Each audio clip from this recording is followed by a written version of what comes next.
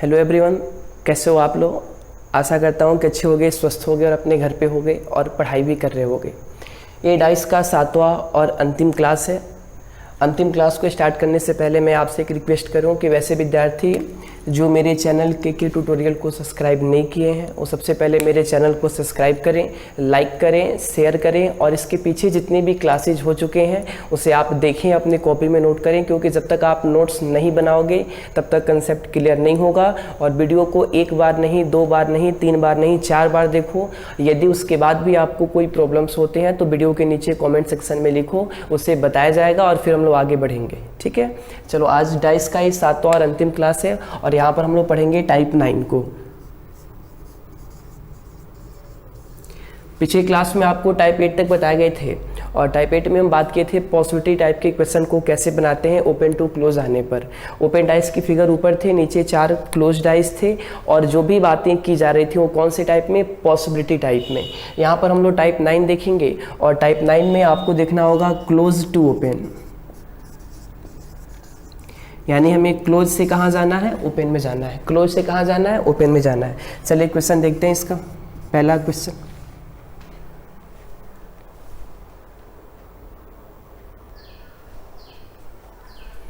तो पहला क्वेश्चन आपके सामने कह रहे बाबू कि यदि 1 के निकट में 2, 4 और 6 रहे तो निम्नलिखित में से कौन सा कथन निश्चित रूप से क्या है, सत्य है। और नीचे 4 ऑप्शन है। पहला कह रहा है कि 3 और 5 आमने सामने है, 3 के निकट में 5 है, 1 के निकट में 3 है और चौथा कह रहा है कि 2 और 6 क्या है, आमने सामने। सबसे पहली बात कि जो क्वेश्चन का फॉर्मेट है उसमें कह रहा है कि आप क्लोज टू कैसे जाओगे, ओपन जाओगे। ये जो कंडीशन दिए हैं वो टोटली क्लोज के हैं। ये जो कंडीशन दिए हैं कि 1 के निकट में 2, 4 और 6 है, 1 के निकट में 2, 4 और 6 है तो निम्न में से कौन सा कथन निश्चित रूप से क्या है, सत्य है। ये जो कंडीशन दिए हैं बाबू क्लोज के हैं, मुझे बनाना किस में है, ओपन में। तो सबसे पहले आप करोगे क्या कि एक ओपन डाइस बनाओगे। ध्यान से देखना, जैसे मैं बना रहा हूँ वैसे आप बनाओगे।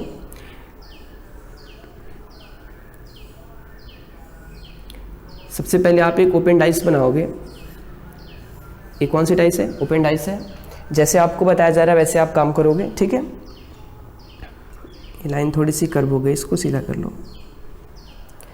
ओपन डाइस को बनाने के बाद ये जो कंडीशन कह रहा है कि यदि 1 के निकट में 2, 4 और 6 है, आप 1 को उस जगह पे रखो जिसके निकट में कम से कम 3 फेसेस होते हो, क्योंकि मुझे 2 को भी रखना है, 4 को भी रखना है और 6 को भी रखना है। तो मैं यहाँ पे रखूँ तो सर 1 के निकट में 2, 4 और 6 क्या तो रहा ना कि 1 के निकट में 2 है, 4 है और 6 है।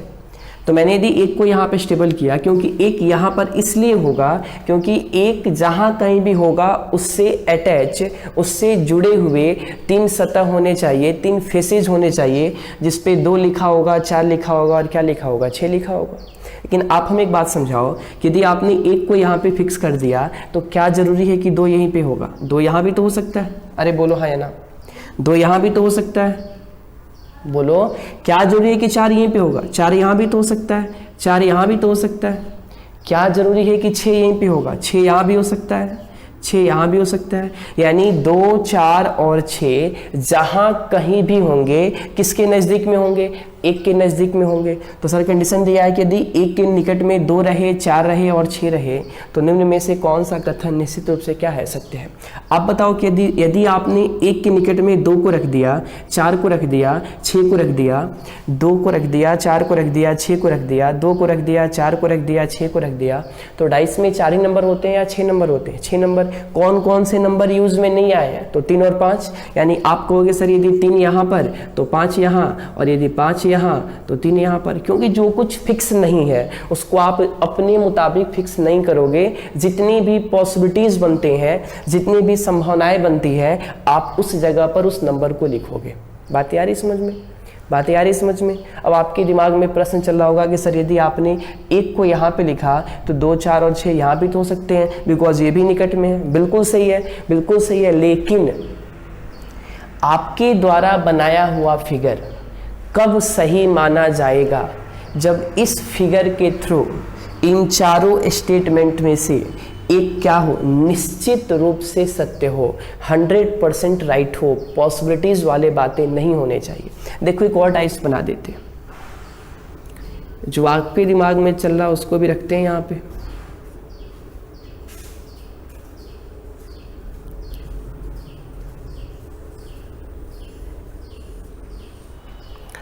कह रहा है कि 1 के निकट में 2, 4 और 6 रहे, 1 को यहाँ पे रखते हैं और इसके निकट में 2 को करना है, 4 को करना है, 6 को करना है। तो देखो 2 4 6, 2 4 6, 2 4 6, क्लियर है। 1 के निकट में 2, 4 और 6 रहे, 1 के निकट में 2, 4 और 6 रहे, 1 के निकट में 2, 4 और 6 रहे। कितनी संख्याएं बच गए? 2, 3 और 5। तो आप बोलोगे सर यदि आपने ऊपर 3 को लिखा तो 5 नीचे आएगा, लेकिन क्या जरूरी है कि 3 ऊपर ही रहेगा? नीचे भी तो हो सकता है, बिकॉज पॉसिबिलिटीज है।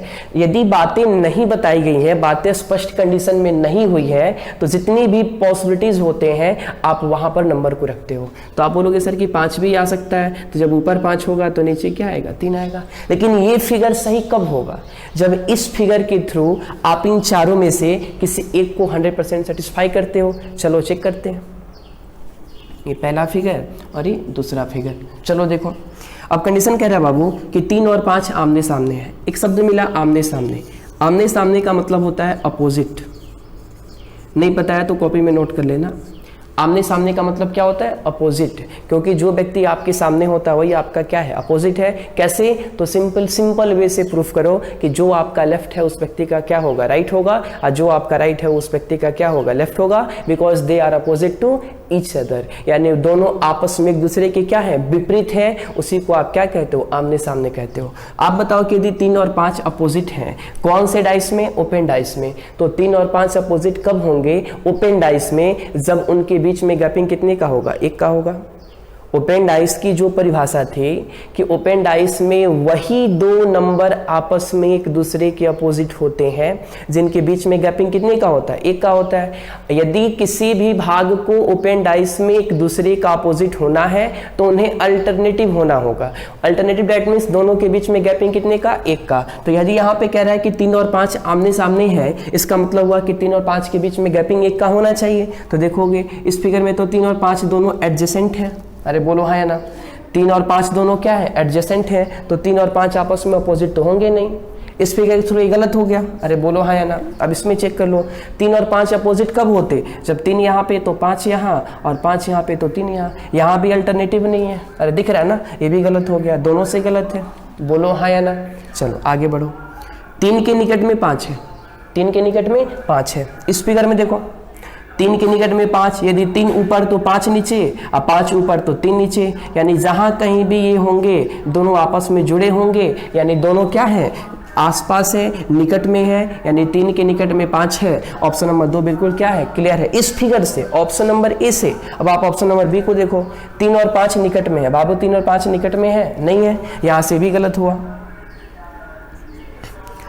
1 के निकट में 3 है। अब देखो 1 के निकट में, इस फिगर में देखो, 1 के निकट में 3 यहाँ पे होगा तब ना।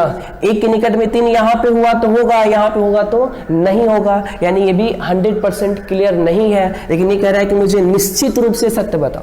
तो बाबू 1 के निकट में 3 ये निश्चित रूप से सत्य होगा? कभी भी नहीं होगा, क्योंकि 1 के निकट में 3 हो भी सकता है और नहीं भी हो सकता है। अब इस फिगर में देखो, 1 के निकट में 3 हो भी सकता है और 1 के निकट में 3 नहीं भी हो सकता है, क्योंकि 3 यहाँ पर स्टेबल होगा तब तो निकट में होगा। और स्टेबल कैसे होगा? तुम्हारे पास क्या प्रूफ है, क्या एविडेंस है कि आप 3 को यहीं पे रखोगे? तो 1 के निकट में 3 हो भी सकता है और 1 के निकट में 3 नहीं भी हो सकता है, यानी यहां से भी गलत हो गया। चौथा कह रहे बाबू कि 2 और 6 आमने सामने है। तो 2 और 6 आमने सामने कब होंगे? जब वो आपस में अल्टरनेटिव होंगे, उन दोनों का जगह फिक्स होगा। आप बताओ कि 2 और 6 यहाँ पे होंगे तभी तो ये अपोजिट होंगे, और यहाँ मान ले तो अपोजिट होंगे। अरे बोलो हाँ या ना? 2 यहाँ पे तो 6 को यहाँ पे होना है, तभी वे आपस में एक दूसरे के अपोजिट होंगे, क्योंकि ओपन डाइस का रूल कहता है कि यदि वे अपोजिट हैं तो उन्हें अल्टरनेट होना है। लेकिन 2 और 6 का जगह फिक्स है। आप बताओ, तो जिस नंबर का जगह ही फिक्स नहीं है वे अपोजिट हो भी सकते हैं और नहीं भी हो सकते हैं, तो निश्चित रूप से काउंट नहीं होगा। यानी ये भी क्या है? गलत है। यानी ये फिगर बनाओगे तो आंसर क्या होंगे? गलत होंगे। ये फिगर बनाओगे तो आंसर क्या होगा? सही होगा। और इसके थ्रू आंसर क्या है? ऑप्शन नंबर 2, यानी option number 2 is a right answer. थोड़ी बातें समझ में आ रही है? इसमें मेन चीज है बाबू फिगर को बनाना। यदि आपसे फिगर सही रूप से बन गया तो आंसर सही आएगा, फिगर सही रूप से नहीं बना तो आंसर सही नहीं आएगा। गारंटी है कि जब तक फिगर सही नहीं बनेगा तब तक आपके आंसर 100% सही होंगे ही नहीं। आप सोचते हो कि सर 2-3 फिगर बनाएंगे तो उससे 2-3 आंसर आएगा, बिल्कुल नहीं। जब तक आप सही तरीके से ओपन डाइस में नंबर को सिचुएट नहीं करोगे तब तक आपका कोई भी ऑप्शन 100% करेक्ट नहीं होगा। चलो इसे नोट करो। इसी टाइप का नेक्स्ट क्वेश्चन देखते हैं।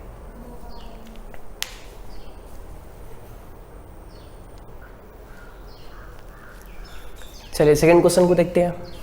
यहाँ पे कह रहे हैं बाबू कि यदि 1 और 5 आमने सामने रहे, 2 और 3 आमने सामने रहे तो निम्न में से कौन सा कथन निश्चित रूप से क्या है, सत्य है। मेरा सबसे पहला काम कि अपने स्टेटमेंट को ओपन डाइस में सिचुएट करना, क्योंकि जो फॉर्मेट है वो क्लोज में है, किस में कन्वर्ट करना है, ओपन में। तो जो स्टेटमेंट दिया है, जो आपके क्वेश्चन है, उनको सबसे पहले आप ओपन डाइस में कन्वर्ट करो। और ओपन डाइस में कन्वर्ट करते वक्त एक चीज़ हमेशा ध्यान में रखोगे कि यदि वे आमने सामने हैं, डेट मीन्स यदि वे अपोजिट है तो वे अल्टरनेटिव होने चाहिए। तो कह रहे हैं बाबू कि 1 और 5 आमने सामने हैं। देखो चूंकि 1 और 5 आमने सामने है तो 1 और 5 आपस में क्या होंगे, अल्टरनेटिव होंगे। उसके बाद कह रहा है कि 2 और 3 आमने सामने हैं।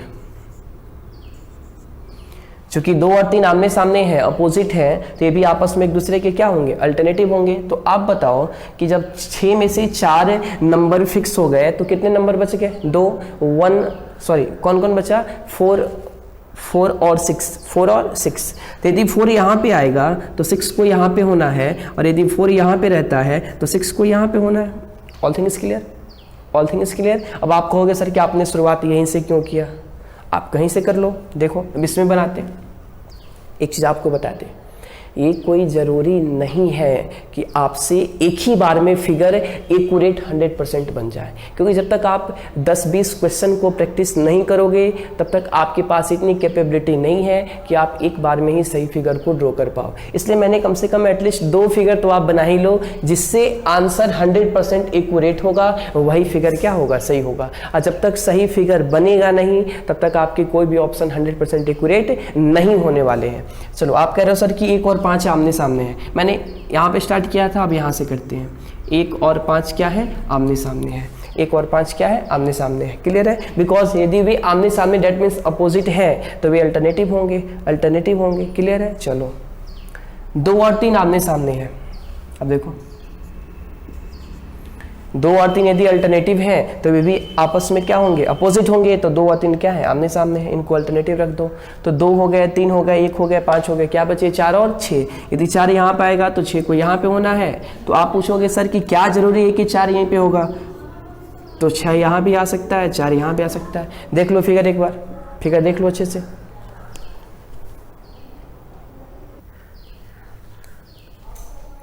चलो फिगर समझ में आ गया। अब देखो दोनों में से कोई भी फिगर सही कब माना जाएगा, जब इस फिगर के थ्रू कोई एक इन चारों में से 100% एक्यूरेट सही हो जाए। पॉसिबिलिटी वाले बातें नहीं होंगी, क्योंकि लिखा तो है ना कि निश्चित रूप से। हाँ, ये नहीं बोलोगे कि सर ये भी हो सकता है, तो 100% करेक्ट नहीं होगा। चलो देखो पहले मैं इससे चेक करता हूँ, या इससे चेक करो, ऑप्शन नंबर बी से। चलो ठीक है, ऑप्शन नंबर बी को ही देखते हैं। कह रहा है सर कि 4 के निकट में 5 और 6 है। देखो 4 के निकट में न तो 5 है और 4 के निकट में न तो क्या है, 6 है। All thing is clear, all thing is clear. यानी पहला क्या है, गलत है। यहाँ पे देखो, यहाँ पे लिखते हैं, इससे पहला ऑप्शन क्या हुआ, गलत हुआ। अब दूसरा ऑप्शन चेक करो। 6 के निकट में 3 और 4 है। 6 के निकट में 3 हो सकता है। 6 के देखो 6 या तो यहाँ पे है या तो यहाँ पे है, तो 6 के निकट में 3 हो सकता है, यहाँ से भी यहाँ से भी। तो 6 के निकट में 3 है, लेकिन 6 के निकट में 4 को भी तो होना है। देखोगे 6 के निकट में कभी 4 आएगा, 6 के निकट में कभी 4 आएगा, नहीं आएगा। यानी ये भी क्या हो गया, गलत हो गया। तीसरा देखो 2 के निकट में 4 और 6 है। वेयर इज 2, 2 के निकट में 4 और 6 है, 2 के निकट में 4 और 6 है, 2 के निकट में 4 और 6 है, 2 के निकट में 4 और 6 है। 4 यहाँ पे, 6 यहाँ पे। अरे बोलो हाँ या ना, या तो 6 यहाँ पे या तो 4 यहाँ पे। यानी 4 और 6 जहाँ भी रहेंगे किसके निकट में होंगे, 2 के निकट में। अरे बातें आ रही समझ में, बातें आ रही समझ में। यानी क्या होगा, सही होगा, सही होगा, सही होगा। चलो 4 के निकट में 3 और 6 है बाबू, 4 के निकट में 3 हो सकता है, लेकिन 4 के निकट में कभी भी 6 नहीं होगा। कौन सा ऑप्शन सही हो रहा है? Option number 3, option number 3। चलो देखो, इससे देखो,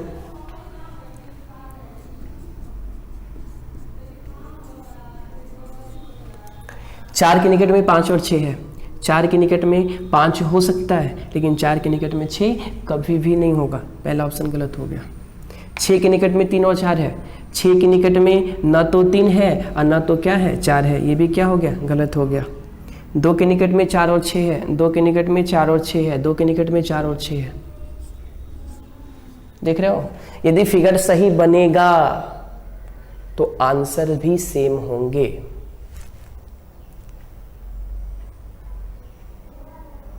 बातें आ रही समझ में? अरे बातें आ रही समझ में? चलो, 4 के निकट में 3 और 6 है, 4 के निकट में ना तो 3 है ना तो 6 है, ये भी क्या हुआ, गलत हुआ। नहीं, right answer is option number 3, right answer is option number 3। बातें आ रही समझ में? अरे कुछ प्रॉफिट हो रहा है, कुछ इंप्रूवमेंट हो रही है। एक चीज आपको और बता दी, देखो 1 और 5 आमने सामने है, डेट मीन्स 1 का अपोजिट 5, 1 का अपोजिट 5। 2 और 3 आमने सामने है, यानी 2 का अपोजिट 3। आप बताओ कि यदि किसी डाइस में 1 का अपोजिट 5 है, 2 का अपोजिट 3 है, तो जो 2 नंबर बचे हैं वे भी तो आपस में एक दूसरे के अपोजिट होंगे। डेट्स वाई आप कह सकते हो सर कि 4 का अपोजिट 6 होगा। अरे बोलो हाँ या ना? अकॉर्डिंग टू कंडीशन यहाँ पे दिया है कि 1 और 5 आमने सामने है, यानी 1 और 5 एक दूसरे के क्या है, अपोजिट है। 2 और 3 भी आमने सामने है, यानी 2 और 3 भी आपस में क्या है, अपोजिट है। तो आप बताओ कि जब 6 में से 4 नंबर एक दूसरे के अपोजिट हो गए, तो जो रिमेनिंग 2 नंबर हैं वे भी तो आपस में एक दूसरे के अपोजिट होंगे। यानी आप कह सकते हो सर कि 4 का अपोजिट 6 होगा। और यदि ये अपोजिट है तो इनको निकट में होना है या नहीं होना है? तो बिल्कुल नहीं होना है। यदि भी निकट में आ गए तो अपोजिट कैसे होंगे? तो आप बोलोगे सर कि यदि 4 का अपोजिट 6 है, 2 का अपोजिट 3 है, 1 का अपोजिट 5 है, तो 1 के निकट में 5 नहीं होगा, 5 के निकट में 1 नहीं होगा, 2 के निकट में 3 नहीं होगा, 3 के निकट में 2 नहीं होगा, 4 के निकट में 6 नहीं होगा, 6 के निकट में 4 नहीं होगा, because they are opposite to each other. यदि भी अपोजिट है तो वे आपस में कभी भी निकट में नहीं आ सकते, बिकॉज जो निकट में होते हैं, जो एडजेसेंट होते हैं, वे कभी भी एक दूसरे के अपोजिट नहीं होते हैं। आप इस तरीके को भी यहाँ पर अपनाकर ऑप्शन को हटा सकते हो। देखो कैसे, यदि आप कहते हो सर कि 2 का अपोजिट 3 है, 2 का अपोजिट 3 है, तो 2 के निकट में कब, यहाँ पे देखो 2 का अपोजिट 3, 2 का अपोजिट 3, 4 का अपोजिट 6, 1 का अपोजिट 5। इसको उठाओ जरा, 4 का अपोजिट 6। तो यदि 4 का अपोजिट 6 है तो 4 के निकट में कभी भी 6 नहीं होगा। तो जहां कहीं भी 4 के निकट में 6 है वो गलत है। 4 के निकट में देखो 6 के निकट में 4 है, ये भी क्या है, गलत है। 4 के निकट में क्या है, 6, ये भी क्या है, गलत है। अरे बोलो हाँ या ना? अभी देखो क्या कर रहा है, 2 के निकट में 4 और 6 है, 2 के निकट में 4 और 6 है, 2 के निकट में 4 और 6 है, 2 के निकट में 4 और 6 है, 2 के निकट में 4 और 6 है, 2 के निकट में 4 और 6 है। All thing is clear? बातें स्पष्ट हो रही है? बातें स्पष्ट हो रही है? चलो ऑप्शन नंबर 3 को टिक आउट करो। एक और क्वेश्चन देखो, नोट कर लो इसे।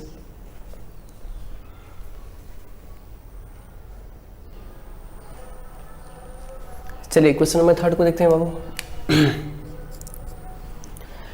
कह रहा है कि यदि 1 और 2 आमने सामने रहे तथा 1 के निकट में 3 और 4 हो तो निम्न में से कौन सा कथन निश्चित रूप से क्या है, असत्य है। देखो पहले क्वेश्चन को सीखना, आराम से सीखना, कोई जल्दीबाजी नहीं है। क्वेश्चन में राइट वाले को भी पूछता है, रॉन्ग वाले को भी पूछता है। आप सोचोगे सर आपने यहाँ पे 3 डाइस क्यों बनाया? तो मेरे भाई, मेरे दोस्त, जब तक आप कंसेप्ट को बारीकी से नहीं समझोगे, जितना समय लगाओगे सीखने में उतना ही देर तक वह टिकेगा। जल्दीबाजी में समझोगे, जल्दीबाजी में वो आपसे निपटकर आगे बढ़ जाएगा। देखो कहने का मतलब क्या है कि पिछले दोनों क्वेश्चन को मैंने 2 डाइस से ही सॉल्व कराया, अब एक और मैंने बढ़ा दिया, बिकॉज मैं तुम्हें ये दिखाना चाहता हूँ कि सबसे जितने भी तुम डाइस बना लो, यदि वो फिगर एक्यूरेट है, सही है, तो आंसर बिल्कुल क्या होगा, सेम होगा। आप 10 डाइस भी करते हो, यदि 10 के 10 गलत हैं तो आंसर नहीं आने वाला है। यदि मैंने 2 किया, 3 किया, 4 किया, यदि सभी के सभी फिगर एक्यूरेट बने हैं तो सबके आंसर क्या होंगे, सेम होंगे। आई 100% क्या है, गारंटी है। चलो चेक करते हैं। कह रहे सर कि यदि 1 के सामने 1 और 2 आमने सामने है, अब इस स्टेटमेंट को आप समझ लो। कह रहे हैं कि 1 और 2 आमने सामने है, आमने सामने डेट मीन्स अपोजिट, और यदि वे ओपन डाइस में अपोजिट है तो उन्हें अल्टरनेट होना है। तो एक में यहां से शुरू करते हैं। अरे बोलो हाँ या ना? अरे हो सकता है ना, बोलो हो सकता है ना, क्लियर है। तथा एक के निकट में 3 और 4 हो, एक के निकट में 3 और 4 हो। अब देखो एक के निकट में 3 और 4,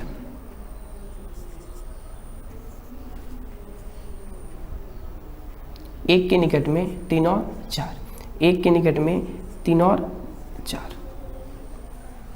हो सकते हैं ना, अरे बोलो हाँ या ना। एक के निकट में 3 और 4, एक के निकट में 3 और 4, एक के निकट में 3 और 4, और कह रहे तो एक और दो क्या है, अपोजिट है, यानी अल्टरनेट अल्टरनेट अल्टरनेट, क्लियर है। अब हमें एक बात समझाओ कि डाइस में 6 नंबर होते हैं, आपने 4 को सिचुएट कर दिया, कितने बचे, 2। अरे बचे ना, वे कौन कौन से नंबर, कौन कौन से नंबर, 5 और 6, 5 और 6। तो 5 यहाँ पे आता है तो 6 को नीचे जाना है, यदि 6 यहाँ पे आता है तो 5 को नीचे जाना है। बोलो हाँ या ना, सही है, बात आ रही समझ में। इधर देखो 5 यहाँ पर तो 6 नीचे, और 6 यहाँ पर तो 5 नीचे। बोलो हाँ या ना, बिल्कुल सही है। 5 यहाँ पर तो 6 नीचे, और 6 यहाँ पर तो 5 नीचे, क्लियर है। अरे क्लियर है, चलो तीनों फिगर को बारी बारी से समझते हैं। पहले आप इसे उठाओ, ए नंबर को,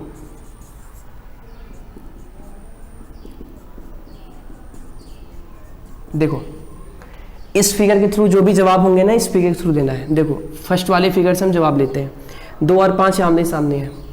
एक बात बताओ, जब स्टेटमेंट ही कह रहा है कि 1 का अपोजिट 2 है तो 2 का अपोजिट 1 ना होगा, बोलो हाँ या ना। जब 1 और 2 आमने सामने है, दैट मीन्स अपोजिट है, आपका स्टेटमेंट है, तो जब 1 का अपोजिट 2 है तो 2 का अपोजिट 1 होगा। ये कह रहा है कि 2 और 2 का अपोजिट क्या है, 5 है, यानी 100% तो यही गलत हुआ। अरे बोलो ना, नहीं आ रही बातें समझ में, मेरी बात सुनो। स्टेटमेंट कह रहा है कि 1 और 2 अपोजिट है, तो मेरे भाई जब 1 का अपोजिट 2 हुआ तो 2 का अपोजिट 1 हुआ। अकॉर्डिंग टू स्टेटमेंट 2 का अपोजिट क्या होता है, 1 होता है, और अकॉर्डिंग टू ऑप्शन कह रहा है कि 2 का अपोजिट क्या है, 5 है, तो 100% तो यही गलत है। अरे गलत है ना, चलो मेरा आंसर मिल गया, क्योंकि निश्चित रूप से असत्य कौन है, तो ऑप्शन नंबर ए। लेकिन हम आगे वाले ऑप्शन को भी चेक करेंगे अपने संतुष्टि के लिए, अपने सेटिस्फेक्शन के लिए। चेक करो, 5 और 6 क्या है, आमने सामने है। 5 और 6 क्या है, आमने सामने है। यदि 5 और 6 आमने सामने हैं तो ओपन डाइस में आमने सामने, डेट मीन्स अपोजिट कौन होते हैं, जो आपस में अल्टरनेट होते हैं। फर्स्ट वाले फिगर में देखो 5 और 6 अल्टरनेटिव है या नहीं, हो सकते हैं। अरे बोलो सही है, ये सही हो रहा है, मुझे गलत वाला चाहिए।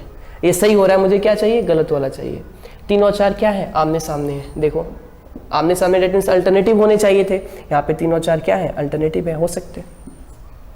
4 और 5 क्या है, आमने सामने है। 4 और 5 क्या है, आमने सामने है। 4 और 5 क्या है, आमने सामने है। अब एक चीज देखो, ये फिगर तुम्हें नहीं दिखा रहा है कि 4 और 5 आमने सामने है, बिकॉज 4 और 5 आमने सामने कब होते, जब वे अल्टरनेटिव होते, जब वे क्या होते, अल्टरनेटिव होते। लेकिन इस फिगर को थोड़ा सा ध्यान से देख लो, यदि यहाँ पे 5 आ गया तो 4 और 5 क्या आमने सामने नहीं हो सकते। अरे बोलो हाँ या ना, अरे हो सकते हैं ना, यानी इस फिगर से सही होगा, इस फिगर से वाला ऑप्शन क्या होगा, सही होगा। बोलो तो निश्चित रूप से तो गलत नहीं हुआ, बातें नहीं आ रही समझ में।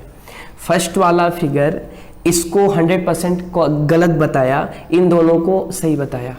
सपोज करो कि मेरा फिगर ये ना रह के ये रहता, सपोज करो मेरा फिगर ये ना रह के ये रहता, तो यहाँ से चेक करो, ये तो गलत है अकॉर्डिंग टू स्टेटमेंट। 5 और 6 आमने सामने है, 5 और 6 क्या है, आमने सामने है। ये देखो 5 और 6 आमने सामने है, 5 और 6 आमने सामने है। ये दोनों फिगर दिखा रहे हैं ना कि सर 5 और 6 क्या है, आमने सामने, पॉसिबल है, यानी 100% गलत नहीं है। 3 और 4 क्या है, आमने सामने है। 3 और 4 क्या है, आमने सामने है। 3 और 4 क्या है, आमने सामने है, ये भी पॉसिबल है, 100% गलत नहीं है।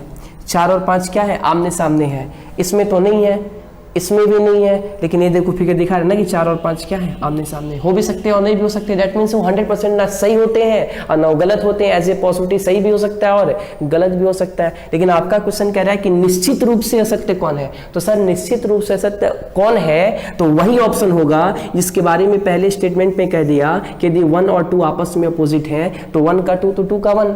ये कह रहा है कि 2 का अपोजिट क्या है 5, यानी option number first is right answer. Option number first is right answer. बात यार समझ में कर लोगे, ऐसे क्वेश्चन कर लोगे। देखो सिंगल फिगर पे कभी भी डिपेंड मत होना। आप मैक्सिमम 2-3 बना सकते हो, लेकिन मिनिमम 2 रखना फिगर। मिनिमम 2 फिगर रखोगे, विदाउट हेजिटेशन क्वेश्चन बनेंगे। यदि आप एक ही फिगर पे अपने आप को कॉन्फिडेंट करोगे तो आंसर को गलत होने की संभावनाएं क्या होती हैं, बढ़ती हैं। इसलिए मेरी आग्रह कि मिनिमम 2 मैक्सिमम 3 या 4 फिगर को लेकर चलना। चलो नेक्स्ट क्वेश्चन देखते हैं, टाइप बदल के इसे नोट कर लो।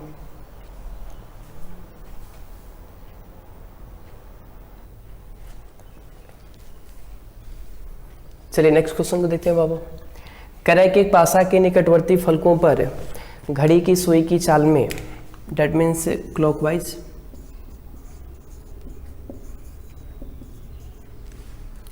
एक पासा के निकटवर्ती फलकों पर घड़ी की सुई की चाल के क्रम में ए बी सी और डी लिखा गया है एवं ई और एफ को क्रमशः ऊपर और नीचे के फलकों पर लिखा गया है। इस पासा के ऊपरी फलक पर जब सी हो तो इसके नीचे के फलक पे कौन सा अक्षर होगा। एक हमें बात समझाओ, एक ही डाइस दिया है और वो कौन सा डाइस है, क्लोज डाइस है। कौन सा डाइस है, क्लोज डाइस है। Because close dice way dice होते हैं जिनमें फलकों की संख्या 6 होती है, लेकिन दिखाई कितने देते हैं, 3। 3 ही फेस जिनका विजिबल हो, कौन से डाइस होते हैं, क्लोज डाइस होते हैं। देखो आप हमें एक बात समझाओ कि यहाँ पर मुझे ए बी सी डी ई और एफ लिखना है और मेरे 3 ही फेस विजिबल है, तो बाकी तीनों को कहाँ लिखोगे, मन में तो लिख नहीं सकते। यानी मुझे एक और डाइस को बनाने की ज़रूरत है और उसके साइड में आप यहाँ पे एक और डाइस बना लो, क्योंकि 3 दे रखा है, 3 मैंने और बना लिया तो 3 और 3 टोटल कितने हो गए, 6 हो गए। ऑल फेसेस आर विजिबल, अरे बोलो हाँ या ना, सभी फेस क्या हो गए, विजिबल हो गए, दिख रहे हैं। अब जो मुझे लिखना हो आसानी से लिख सकते हैं, क्योंकि 3 और 3 6 फेस मेरे पास है। अब देखो अकॉर्डिंग टू स्टेटमेंट कंडीशन दिया बाबू कि सबको ए बी सी डी और एफ को लिखना है, और कैसे लिखना है, तो क्लॉकवाइज लिखना है। एक बात बताओ, मैं यदि इनकी पोजीशन की बात करूं तो इसको आप क्या कहते हो, टॉप कहते हो। ये आपका क्या है, फ्रंट है, सॉरी राइट है, और ये आपका क्या है, फ्रंट है। तो यदि ये टॉप है तो भी टॉप होगा, लेकिन 2 टॉप तो होते नहीं है, तो एक टॉप को क्या बना लो, बटम बना लो, तो इसको आप क्या कहोगे, बटम कहोगे। यदि ये राइट है तो भी राइट होगा, लेकिन डाइस में तो 2 राइट नहीं होते हैं, तो एक को लेफ्ट बना लो। यदि ये क्या हो गया, ये लेफ्ट हो गया। और यदि ये फ्रंट है तो भी क्या होगा, फ्रंट, लेकिन डाइस में 2 फ्रंट तो होते नहीं है, एक को क्या कर लो, बैक कर लो। यानी टॉप का अपोजिट बटम, फ्रंट का बैक और राइट का left. All faces are clear, all faces are visible, क्योंकि मुझे 6 अल्फ़ाबेट को लिखना था और अकॉर्डिंग टू स्टेटमेंट 3 ही दे रखे थे, तो मुझे और 3 फेसेस चाहिए थे, तो मैंने इसको साइड में कर लिया। अब देखो कह रहा है कि ए बी सी और डी को किस क्रम में लिखना है, तो क्लॉकवाइज, जिनमें ई और एफ क्रमशः ऊपर और नीचे हैं। तो आप बताओ कि यदि ई टॉप पे है तो एफ बटम पे जाएगा, और बटम आपका ये है तो मैं एफ को यहाँ पे लिख दूँ। बात आई समझ में। कह रहा है ना कि ई और एफ को क्रमशः आप कहाँ लिखते हो, ऊपर और नीचे। तो ऊपर को आप टॉप कहते हो, नीचे को आप बटम कहते हो। यदि टॉप पे ई पहले से सिचुएट है या सिचुएटेड है तो आप एफ को कहाँ रखोगे, बटम में। क्लियर है। अब देखो 6 में से आपने ई को बैठा दिया, एफ को बैठा दिया, ए को बैठा दिया, डी को बैठा दिया, बचे बी और सी। बी और सी इनको इनमें बैठाना, लेकिन कैसे बैठेंगे मैं तुम्हें दिखा रहा हूँ। कह रहा है कि सर आप क्लॉकवाइज चलो, शुरुआत कहाँ से, ए से। कहाँ से, ए से। तो देखो मैं क्लॉकवाइज चलता हूँ, क्लॉकवाइज का मूवमेंट ऐसा होता है ना, ये होता है क्लॉकवाइज, ये होता है क्लॉकवाइज। तो ए है, यहाँ पे जगह खाली रहता है तो बी को बैठाते, लेकिन पहले से भरा हुआ है। फिर यहाँ पर जाओ, ये भी भरा हुआ है, तो यहाँ पे कौन आएगा, बी। फिर यहाँ पर कौन आएगा, सी। उसके बाद डी, उसके बाद ई, उसके बाद एफ। देखो मूवमेंट को समझना, A B C D E F, देख रहे हो क्लॉकवाइज, सही है। अरे क्लॉकवाइज है ना जी। अब अकॉर्डिंग टू स्टेटमेंट कह रहा है कि इस पासे के ऊपरी फलक पर सी हो, ऊपरी फलक पर सी। अब देखो सी कहाँ सिचुएटेड है, सी कहाँ पर है, बैक में। यानी यदि बैक में सी दिया है, आई कह रहा है कि उसको आप ऊपरी फलक पे रख दो, तो रखना जरूरी है कि आप सपोज करके भी चल सकते हो, तो सर सपोज करके भी चल सकते हैं, लिखना जरूरी नहीं है। आपसे कह रहा है कि यदि इस पासे के ऊपरी फलक पर सी हो तो इसके निचले फलक पे कौन सा अक्षर होगा। आप बताओ कि एक फेस कह रहा है ऊपरी या पूछ रहा है नीचे, तो ऊपर का अपोजिट नीचे होता है, यानी because they are opposite to each other, यानी अपोजिट पूछा गया है, कहीं ना कहीं कंसेप्ट किसका है, अपोजिट वाले का, ध्यान से समझना। यदि इस पासे के ऊपरी फलक पर सी हो तो इसके नीचे वाले फलक पे कौन सा अक्षर होगा। यहाँ पे ऊपर है और यहाँ पे क्या है, नीचे है। ये बोथ फेस जो होते हैं ऊपर और नीचे कनेक्ट होते हैं, अपोजिट होते हैं, अपोजिट होते हैं। तो सर यदि यहाँ पे सी बैक पे सिचुएट है तो बैक का अपोजिट क्या होता है, फ्रंट, यानी सी का अपोजिट क्या होगा, ए होगा, यानी A is a right answer, A is a right answer. समझ में आया, नहीं आया समझ में, फिर से एक बार देखो। एक पासे के निकटवर्ती फलकों पर क्लॉकवाइज डायरेक्शन में ए बी सी डी और लिखा गया है, ई और एफ को क्रमशः आप ऊपर और नीचे के फलकों पे लिखते हो, तो सर टॉप और बटम को आप ऊपर नीचे कहते हो। तो ई टॉप पे पहले से था तो मैंने बटम पे किसको रख दिया, एफ को रख दिया।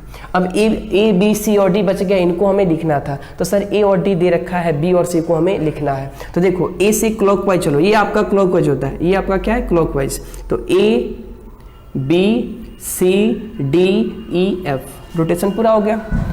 कह रहा है कि इस पासे के ऊपरी फलक पर जब सी हो, ऊपरी देखो सतह पे जाओ कि कौन सा सतह दे रखा है और कौन सा पूछा है, तो ऊपरी दिया है और नीचे का पूछा है, तो सर ऊपर का अपोजिट नीचे होता है, यानी दोनों फेस क्या है, अपोजिट है। तो सी जहां कहीं भी है उसके अपोजिट वाले फेस पे चले जाओ, तो सी कहां पे है, बैक पे, तो बैक का अपोजिट क्या होता है, फ्रंट, तो सी का अपोजिट क्या होगा, ए, यानी option number A is a right answer. All thing is clear, बात आ रही समझ में। तो ये डाइस का चैप्टर यहाँ पे समाप्त हुआ, समाप्त मेरे तरफ से हुआ। यदि आपको लगे कि सर मुझे और प्रॉब्लम हो रहे हैं तो आप उसको कमेंट सेक्शन में लिखो, उसके बाद उसको पढ़ा जाएगा। उसके बाद हम लोग क्या करेंगे, आगे बढ़ेंगे। और जाते आते आपसे फिर से एक बार निवेदन करूं कि वैसे विद्यार्थी जो मेरे चैनल के ट्यूटोरियल को सब्सक्राइब नहीं किए हैं, लाइक नहीं किए हैं, बेल आइकन को प्रेस नहीं किए हैं, वो सब्सक्राइब करें, लाइक करें, शेयर करें और ज़्यादा से ज़्यादा वीडियो को शेयर करें, खुद देखें, समझें। धन्यवाद।